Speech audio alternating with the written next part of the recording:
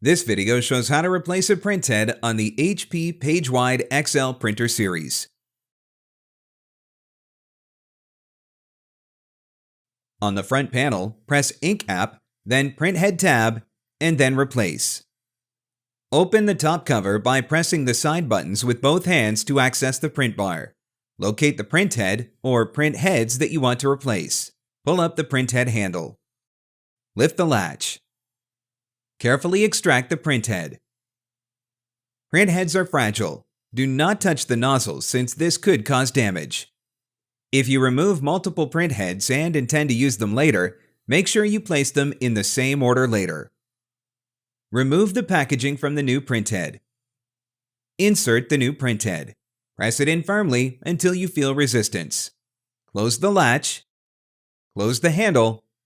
Then close the top cover. Wait about 15 to 20 minutes while the printer performs automatic calibrations and checks. You can find additional helpful videos at hp.com/support videos and on our YouTube channel, youtube.com/HP printer support.